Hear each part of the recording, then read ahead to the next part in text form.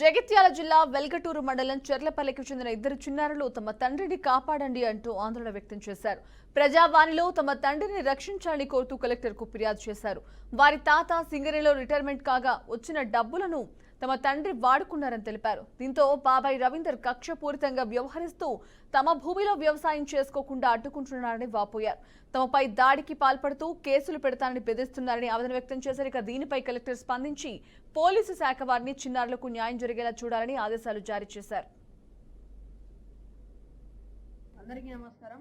నా పేరు బండి శ్రీవాస్తవ్. నేను చెర్లపల్లి గ్రామం నుంచి వచ్చాను, వెల్లటూరు మండల్.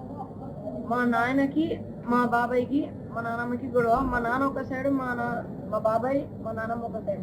మా తాతయ్య సింగరేణి రిటైర్మెంట్, చనిపోయారు 2013లో. మా తాతయ్యకి 18 lakhs వచ్చినాయని మా బాబాయ్.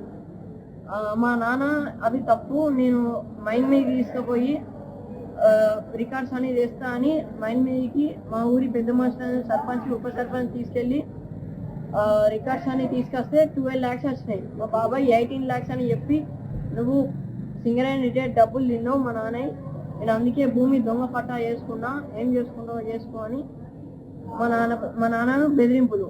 ఆ తర్వాత మా నాన్న వెళ్ళి పోలీస్ స్టేషన్లో కేసు పెడితే, మా నాన్న పొద్దున వెళ్తే సాయంత్రం వరకు మా నాన్నను కొట్టి బ్యాండ్ ఓవర్ చేస్తా అని బెదిరింపులు. మా నాన్న ఇంటికి వచ్చే వరకు చేతిరిగి ఫ్రాక్చర్ అయ్యొచ్చింది. తెల్లారి హాస్పిటల్ వెళ్తే ఫ్రాక్చర్ అయిందన్న. ఆ తర్వాత ఇప్పుడు 1 year అవుతుంది. మళ్ళీ పొలం పంట నాటేస్తామనే ముందు మా పొలం దున్నద్దు, భూమి నాదని మా బాబాయ్ గొడవ. ప్రతి పంట అప్పుడు భూమి దున్నద్దని గొడవ. దీనిపై మన జిల్లా కలెక్టర్ అధికారికి నేను వచ్చి మాకు న్యాయం చేయాలని ఇక్కడికి వచ్చి కోరుకుంటూ కలెక్టర్ గారికి లెటర్ ఇచ్చాను.